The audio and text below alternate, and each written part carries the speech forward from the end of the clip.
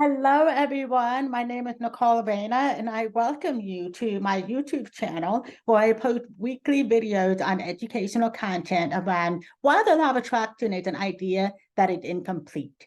I also post some of my own personal stories of real life experiences. If you love content like this, please like and subscribe to my channel. You can find the button below.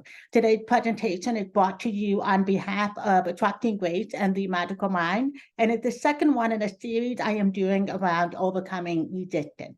You can learn more about the Attracting Grace and the Magical Mind program at attractinggrace.com. Both have been incredibly instrumental in my own journey of growth, and I have experienced some phenomenal transformation in my own life, including overcoming mental illness, other health issues, relationship challenges, and financial trouble. Just recently, I realized that I am not alone in my struggles, and so I have committed to sharing my learnings of higher truth as part of a commitment to live a life I truly love. Over the years, I have learned that there is so much more to the law of attraction than what many sources say, including The Secret on Netflix. And unfortunately, I call BS on The Secret and many other sources. Why? Because it's nothing more than a half truth, and a half truth is the same as a lie. At the end of this presentation, you will better understand what resistance is, how to identify it, and how to shift your experience to what you want instead. We will do this through one of my most favorite exercises that walk you through visualizing the end result of what it is you want.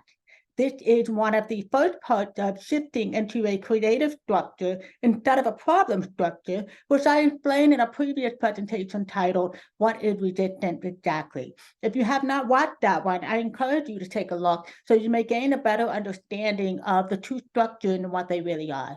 The creative structure is what allows you to create more of what you really want in your life. It could be more happiness, more joy, more money, more harmonic relationships, better health, whatever it is that you would like it to be. And as I have said before, there is a fundamental truth that you must grasp, and that is that you and you alone are the only one creating your reality, including the one you're living right now, whether or not you like it. So congratulations for showing up. I am grateful for you and your courage. This is a great step to creating a better life. As I go through the presentation with you, I ask that you keep an open mind, get a pen and paper, and take notes, because you will surely be gifted with a whole lot of ahas that would allow you to gain more clarity. It is time, ladies and gentlemen, to create a happier and more fulfilling life. And I present, without further ado, Breaking Through Resistance with Visualization. I'm going to share my screen here. All right, so Breaking Through Resistance with Visualization, brought to you by The Magical Mind. So I have some questions for you. Have you ever wished things could be different in your life? Have you ever decided that it cannot be any different because your past experiences say it can't be different? That's just the way it is. That's just the way the cards have laid out in your life. How about regret? Have you ever regretted your past mistake? Did this plague you in a sense? I wish I could have done things differently. I would be living a different reality at this moment.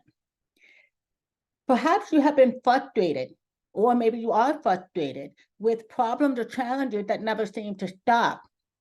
Maybe they just keep coming day in and day out. You fix one problem and then another one pops up. And then you fix that one and then another one pops up. And then it's just really frustrating because you feel stuck and you feel like you're not getting anywhere. And after all of this, maybe have you decided that you must be the problem, that it must be you, that you're not good enough, you're not worthy, whatever the case may be, just because you're not getting what you want, that it has to be you and you just give up? Have you ever been told that there was something to fix or improve about yourself? Maybe there was something that you must do to become a success.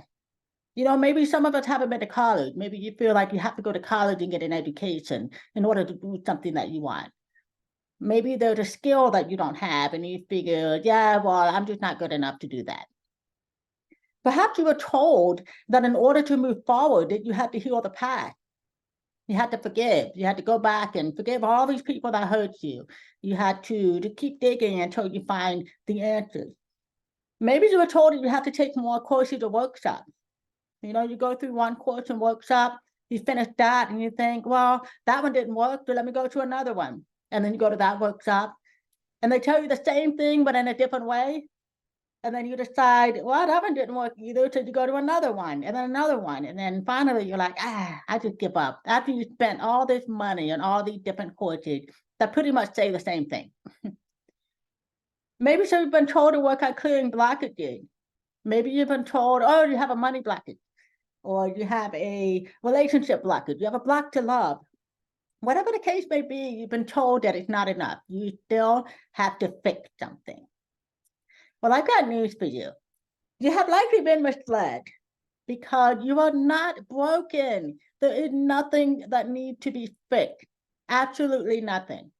And if you believe that there's something that needs to be fixed, then you are in what's called a problem structure. You are in a place where you feel like there is a problem that you have to fix.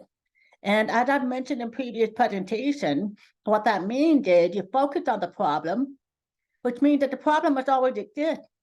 Because when you're on the problem and you find a solution, that solution is an idea for that problem. And because that's where it came from in the first place, it's going to circle right back to the problem.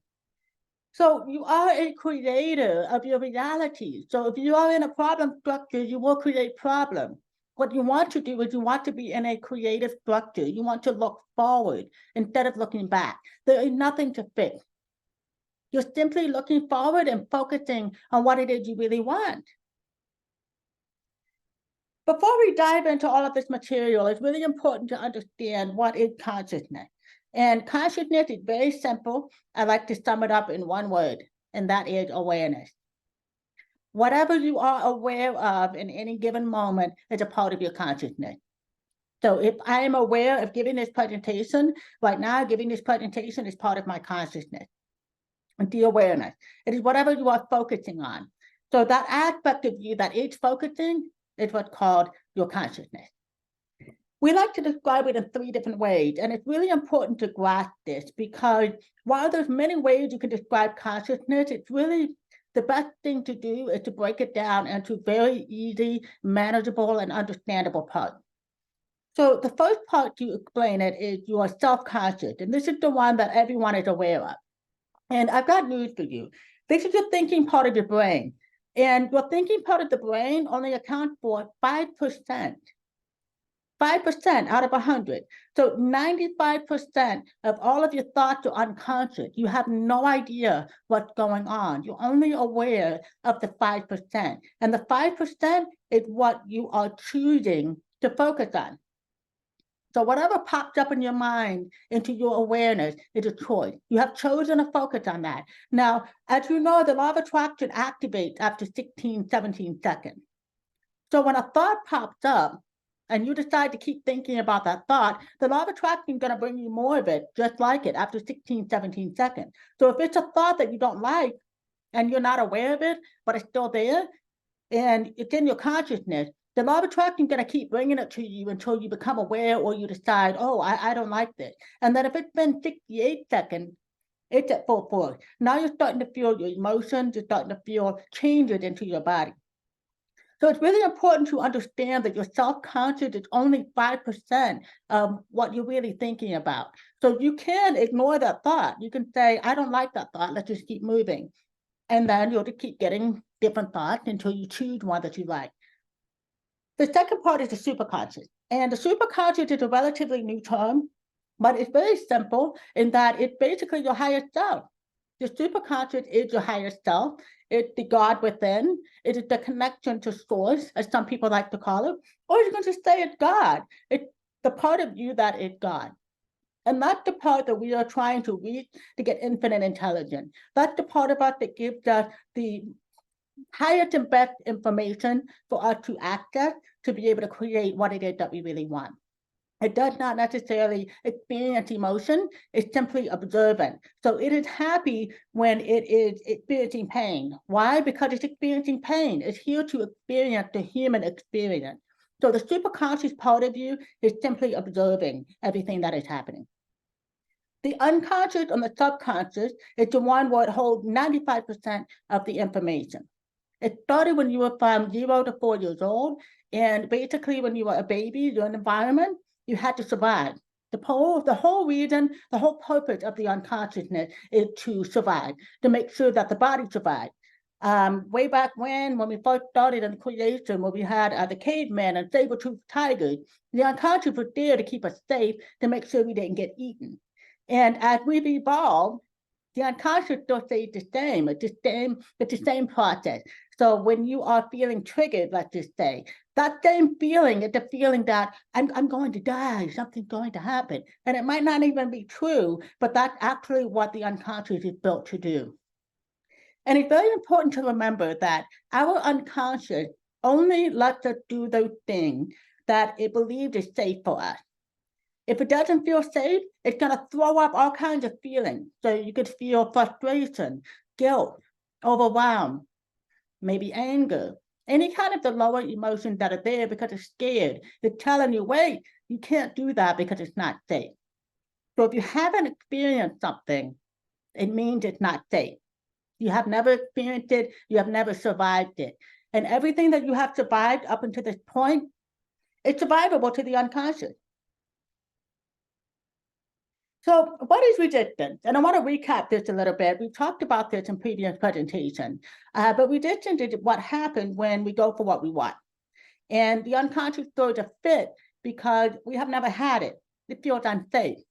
So that feeling that you get, that uncomfortableness, that denying, the anger, the frustration, all of that is resistance. It is your choice of focus. So when you have that feeling of uncomfortableness or anger or frustration, you have chosen to think a thought that is in opposition to what it is you really want.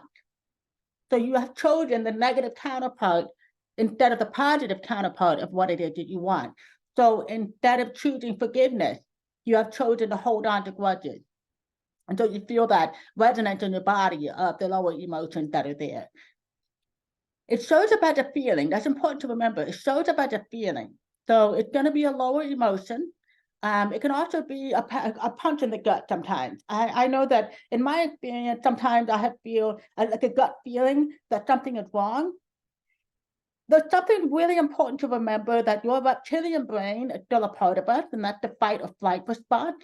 So if you're in an environment that is dangerous, and you feel that in the gut, absolutely, you're going to listen to it. And you've got to be able to discern the difference here between what is part of the fight or flight, what's really, in danger of you getting hurt or whatever the case may be. You've got to be able to listen to that, and absolutely, you get out of that situation. But sometimes that gut feeling is not really what you think it is. And some people tell me when I've asked them, so how do you know if something is good for you or not? Like, how do you discern between the two? And they would tell me, oh, my gut tells me. And I'm here to tell you, your gut is not the place that you want to be looking for answers. Why? Because it is controlled by your unconscious. It's controlled by your ego. It's made up of past experiences. So that's the key to remember. The past it's not something that you want to create in the future necessarily, right? Because a lot of the things that have happened in the past are not really good for us. They're not good experiences.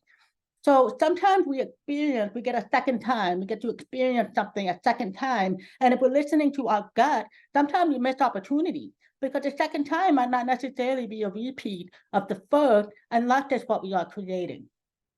So it's important to understand the difference between intuition and your gut feeling. And I want to remind you again, if you have a gut feeling where something is dangerous or you might get hurt, you need to be able to discern the two. Otherwise, you could get hurt. But it's really important to remember, double check that gut feeling. Double check, is this experience really dangerous for me?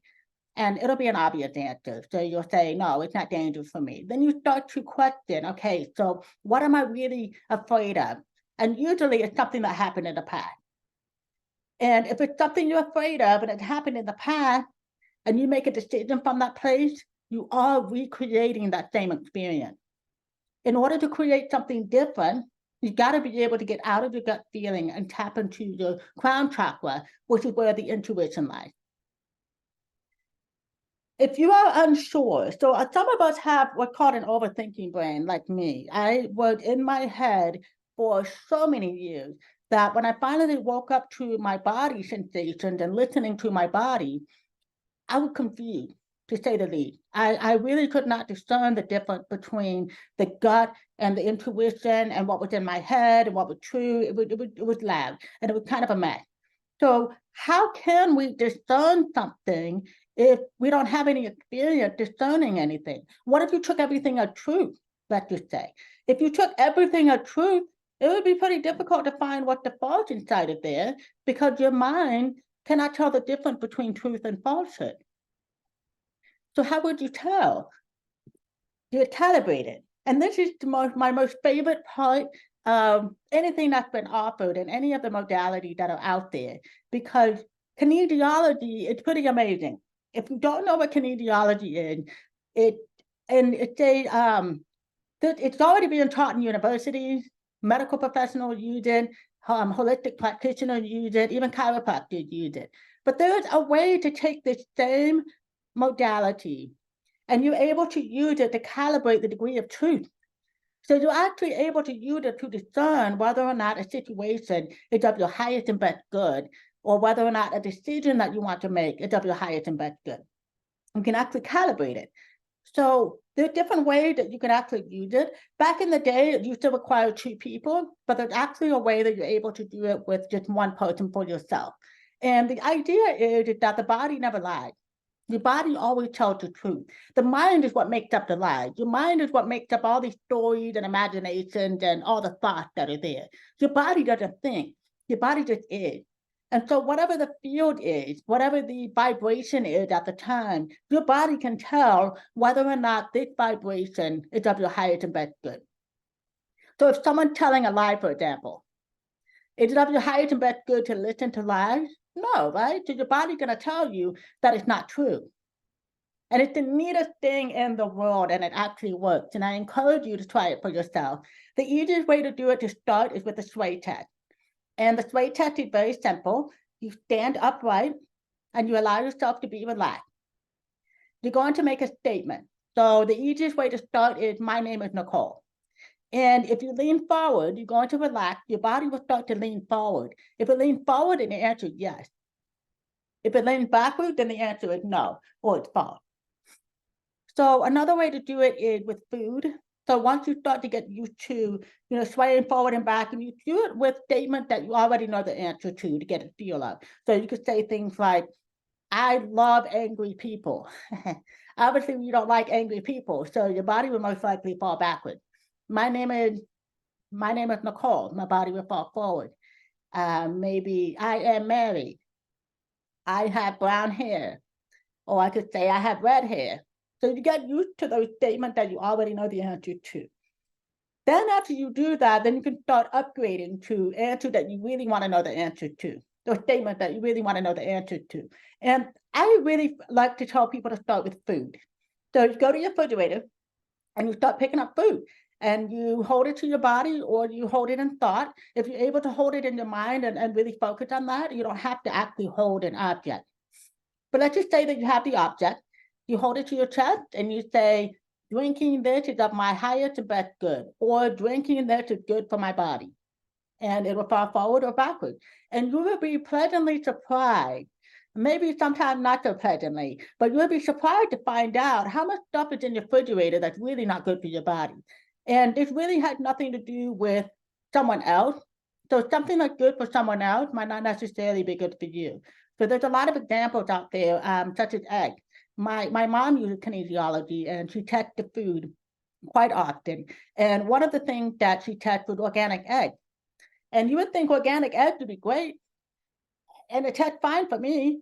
But then my mom tested it on herself, and it wasn't of a highest and best good to eat it. So she actually tested some other eggs, and she was able to find one that was good for her body. And since we've used, both of us have used kinesiology for quite some time, and since we have done this and we've practiced it in so many different subjects, it has made a world of a difference in our life. Both of us are healthier, we're happier, we're making better decisions. It feels so good to know the answer. I feel like the reason why we struggle a lot is because of the unknown. It bothers us and it bothers the unconscious more than anything when you don't know the answer to something, because usually you're scared of making a mistake and you're scared of the pain that comes when you could possibly get the wrong answer. So by practicing kinesiology, you're really able to use discernment in a phenomenal way. And also with relationships. So if you are single and you are dating, very easy. You don't need to know anything about the person other than the name and where they're located. And you could say, going on a date with Joe Smith or Jane Smith is at my highest and best good. And if your body leans forward, that's a yes, go for it. And if your body leans backward, don't even question it, just say no and let it go. Don't even start digging to why it's not even good for you, because unless you want to find out why, unless you want to get some pain, just go for it. Just start trusting yourself and you'll find that it's really, really amazing. It also shows some other tips here on how to use your fingers. So that also takes a little bit of practice. I will be offering some courses later on that will teach kinesiology especially. So keep an eye out for that if you're really interested in the topic. But again, the sway test is absolutely the easiest one by far to start with. It's important to know that you have created all of resistance. You have created it, no one else. You have created all resistance, and it's a useful barrier in an attempt to avoid pain. So we don't like to experience pain. And every time we do experience pain, there is a message to the subconscious, the superconscious. The superconscious gets a message that you didn't like the pain, and it sends instruction to the unconscious to let it know. And then the unconscious stores that information and make sure that you never have to experience it again. So then the unconscious sends you thoughts that become conscious. So remember, you only have 5% that are conscious. So the thoughts that you're receiving are from the instruction to avoid pain. And like I've said before, remember when we had the saber-tooth tiger way back when, it was very useful to have those instructions to tell you to run whenever something was coming. But now that we're in 2023, sometimes it's not necessarily the best instructions, they're outdated, right? Sometimes you get those feelings and you're like scared or whatever the case may be, but there's no need to be. So that's where you're going to have to get into the creative structure to say, I recognize where this resistance is. I recognize it. Now, what is it that I really want? So maybe, let's say, for example, you are getting ready to go on stage. A lot of people have stage fright because of what reason? Well, they don't want to be judged. They're afraid of breaking a leg, let's just say, or they're afraid of whatever the case may be when they're getting on stage, that feeling that come up. But then you can tell yourself, well, why am I getting on stage in the first place? Well, if you're getting on stage, it's normally because you have something to say, right? And usually it's something that people pay money or people may want to hear, which is the reason why you were invited in the first place. So instead of focusing on the resistance that's telling you what could happen to mess you up, you're taking a deep breath and you're training yourself to say, okay, I understand how you feel. But people came to see me. I know what I'm talking about. I am abundant. I am worthy. Whatever it is you need to tell yourself to get to that place of non-resistance. And sometimes when we were kids, some of us have been through situations like trauma. And when you had a traumatic experience, it can really rattle you to your core. And you're so afraid of experiencing that again that you'll do anything that you can to make sure it doesn't happen again. And unfortunately, with that kind of a strategy, you're missing out of a lot of opportunities that could come your way to help you create a different experience so you don't have to experience that trauma anymore. And the same thing goes with a negative experience when you're an adult. Whenever you have a negative experience, you want to do everything you can to make sure that you don't repeat it. But then when you're thinking about not having that pain, that's the example of a problem statement where you're thinking about not having the pain. So then you make decisions from that place. you'll always go back to experiencing the pain. You'll have what I call a snapback, so to speak. All right, so we're gonna go through the visualization exercise here. And so I want you guys to write down for me something that really perturbs you right now. Something that making you angry, something that you're really unhappy about, something that's annoying you. It could be you're low on cash. It could be maybe you want to lose weight. Anything that you can think about that's really, really annoying you. I want you to take a moment and write that down.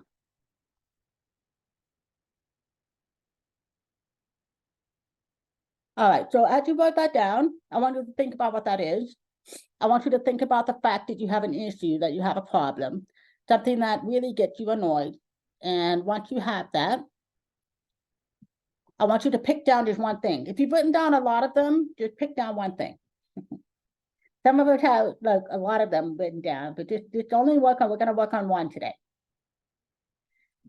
All right, so I want you to pick up a pencil or a pen, pick up a phone or a set of keys, something that's around you on your desk. I want you to hold it in your hand. So you're gonna hold the item, the phone, the pencil, whatever that is. I want you to hold it in your hand. I want you to look at it intensely. Look at the outline. Look at the shape. Look at the color. What does it feel like in your hand? What does it feel like when you're looking at it? Take your eyes and outline whatever that is. Got that? Okay. Now here's the fun part. I want you to deny its existence. Deny its existence. The item you are holding did not exist. It is a figment of your imagination. It does not exist. Deny it. Deny it. Resist that it even exists. Use your whole body and deny that it exists. Now, when you are doing resistance, doesn't it seem like you're doing some kind of action? Like it might feel like progress. I am denying that damn pencil. It makes me feel so much better when I deny it. We all have this idea that getting angry at something we don't like to experience is much better than not getting angry at it. We feel like it's progress. We feel like if we get mad at it, that we're doing something. We believe getting angry at it or frustrated or whatever that is, it's good. It's resistance. We are resisting the pen, the pencil, the phone, the keys. We feel like getting pissed off or angry at it is useful. We feel like it's kind of useful. We're doing something. That pen didn't write enough stuff for me today. That phone didn't call enough customers. I didn't write enough chapters in my book today. Not a pain in my butt. Can you get into a place where you're really pissed off at that item?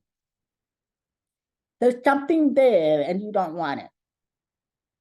The item didn't do what it was supposed to do and you're pissed off at it. Did you notice that nothing changed? Nothing changed. But you feel differently about it, don't you? You were able to get pissed off at that item. The item didn't change. So what changed? You did. And this is what happens when we are trying to create a life. We get so focused on what it is that we need to fix. Now I want you to get your item. I want you to look at it again. Did anything change? Really look at it. Nothing changed. So when you think about whatever you wrote down before, whether it was being low on cash or, you're overweight or maybe you have a job that you don't like, a boss you don't like, whatever that was, I want you to think about crossing that out. Think about crossing out, I don't have enough money. and say, I have enough money instead. I have a terrible job. I have a good job. Decide that you don't have enough money, it's crossed off on your piece of paper, or you don't have a good job, or whatever that is. Decide that it's crossed off. Just cross it off.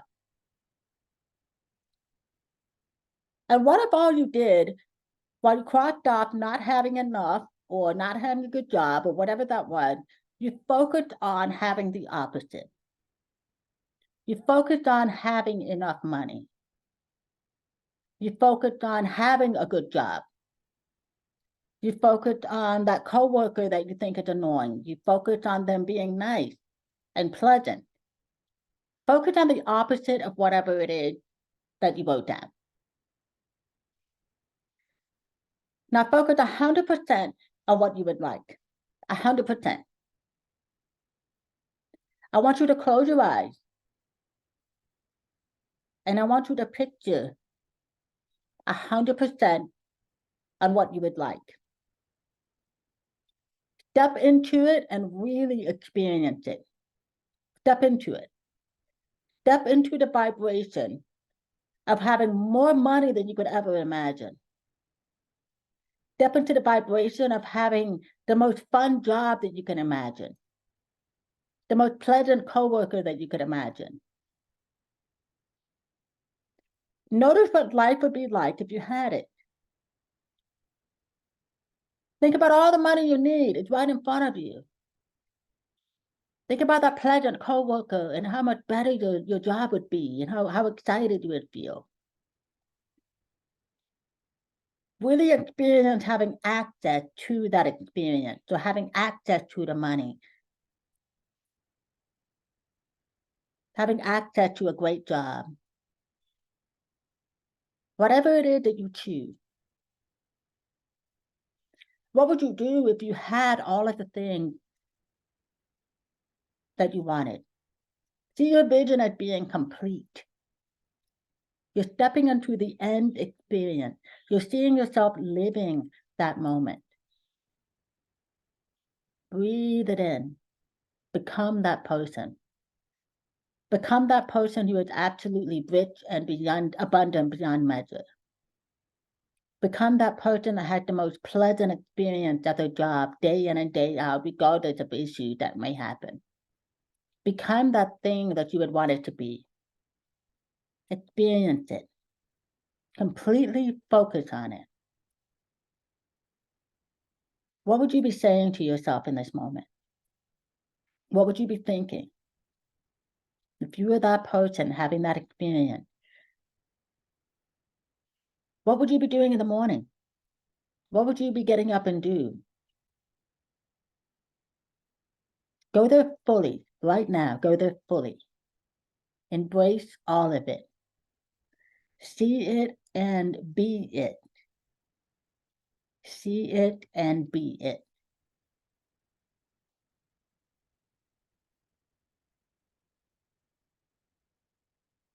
And when you're ready, come on back in.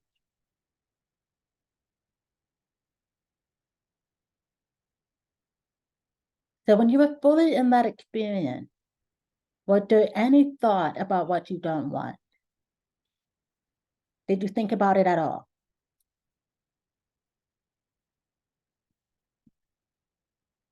When you were thinking about the resistance,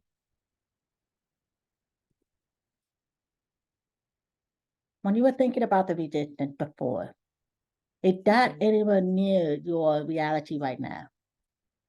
Are you thinking about it before? That angry energy that you had doesn't lead you anywhere, but you're feeling productive. That's an activity. When you create what you want, and we just took you through that, I just took you through that, what you do not want will no longer exist. And you must remember, your unconscious will never allow you to experience new things because it thinks it's unsafe, even when it is perfectly safe. And you must train the unconscious to work with you instead of against you. And as you're feeling right now, do you know that you're not thinking about what you don't want, you're thinking about what you do want? So do you have that sensation right now that if you're in that place you're in right now, that the opposite no longer exists? That person 5 minutes ago, who is that person? No longer exists. If you resist what you don't want, it must always stay alive. It must always stay alive. You're giving energy to it. It must always stay with you. So you've got to remember to shift. And through that shifting a little exercise, and when you're doing it, it only takes a few minutes. The process is to notice where you're at. So you're going to notice where you're at resistance. Make your peace with it. Say, okay, I am aware where I am now. You can even practice gratitude or some other thing to distract yourself from where you were before. Get to a place of non-resistance. And when you're in that place of non-resistance, now you're going to decide how you want it to be instead and choose it. And you're going to close your eyes and do exactly the same visualization exercise I just walked you through. This is the creative structure. This is the process that you do to step out of the problem structure into the creative structure to create more of what it is that you want. And one of my favorite affirmations that I like to use to help with the non-resistant space, to get into a place of non-resistance. I am truly satisfied with what I have now, and I desire more. I am truly satisfied with the experience. So you are satisfied with the experience that you're experiencing. I'm done. I don't want any more. I'm satisfied with being alone. I'm satisfied with being in debt. I'm satisfied with those experiences. I have learned what I needed to learn. I am satisfied with the experience of being single, and I desire a loving, committed relationship with a partner. Or perhaps I am satisfied with the experience of being in debt, and I desire loads of money in my bank account. I am truly satisfied with my life experience as it is now, and I desire more, whether it's joy, more happiness, more love. I am truly satisfied with what I have now, and I desire more.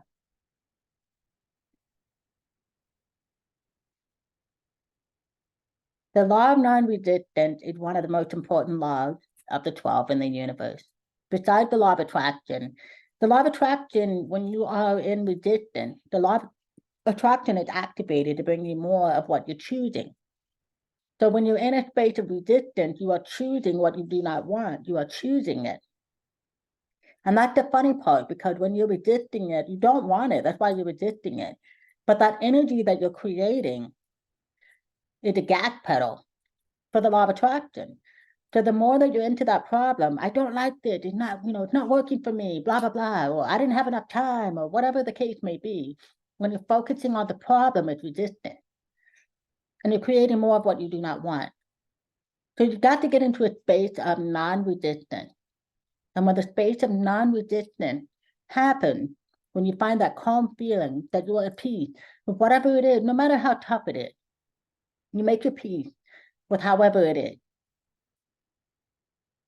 Then the law of attraction will subside. The momentum will slow down.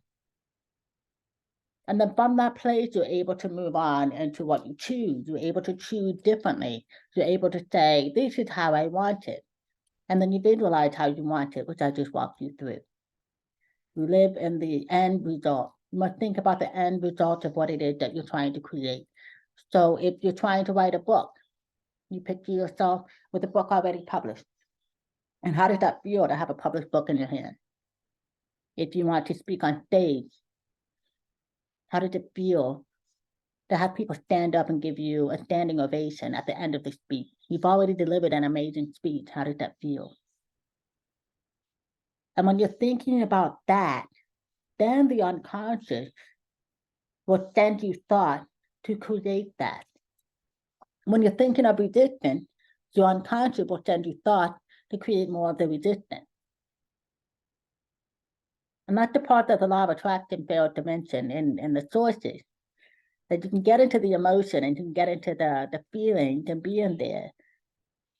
But if your unconscious did not let you have it, you will not get there. You've got to find a way to be non-resistant, and you've got to find a way to choose it.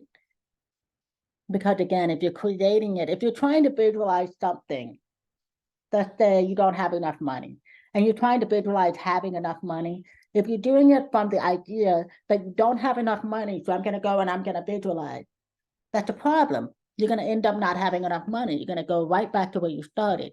So you're going to go get a job. And then inside that job, you're going to have feeling that I don't have enough money. So then you're going to work for a promotion, get that promotion. And then you're still going to have that feeling, I don't have enough money. So then you keep working harder and harder. And you're never going to get where you want to be. So the key is to make your peace. In this example, you make your peace with not having enough money. You're okay with that experience. It's all right. I'm okay with being broke. It's all right. I've experienced it. I'm still alive. I'm there. So you get into a space of non-resistance. Every thought has a frequency, every single thought.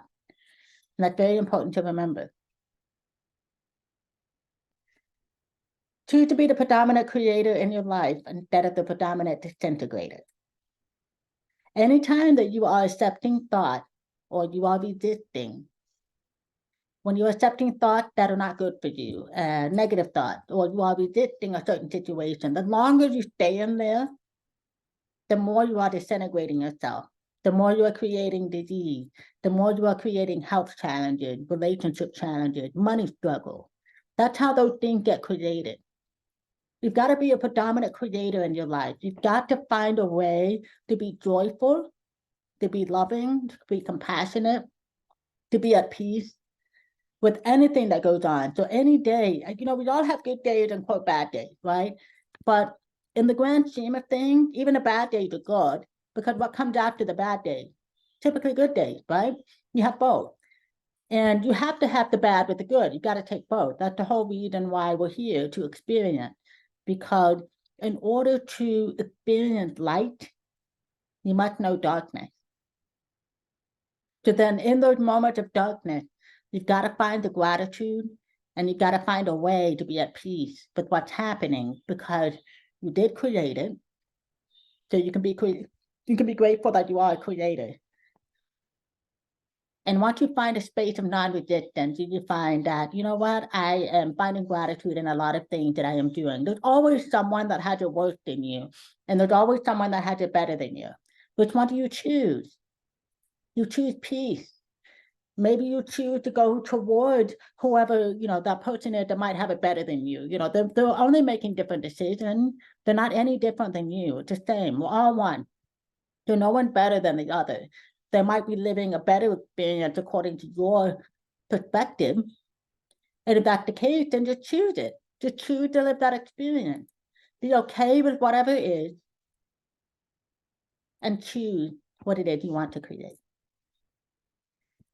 So I hope you've enjoyed this presentation, and I hope you enjoyed the visualization. I would like to invite you all to come and visit me on Wednesdays, where I present these types of presentations every week, Wednesdays at 7 p.m. You can find it on Meetup. And the name of the meetup is The Law of Attraction is an Idea That is Incomplete. It is virtual, but when you look for it, it will be located in Charlotte, North Carolina. And you can just type that in, and you should be able to find it. If not, you can go ahead and send me an email, Nicole@attractinggrace.com, and you can request the link. I would be more than happy to send it to you. And you can also feel free to follow me on Instagram, which I am starting to post just some of my life experiences, some things that I do, just to get the word out and to share some of my exciting moments. So again, I thank you so much for your courage in being here, and I invite you to come see me next Wednesday, or you can watch the videos. I will be posting them typically during the weekend. Thank you again. Have a great day, y'all. Bye-bye.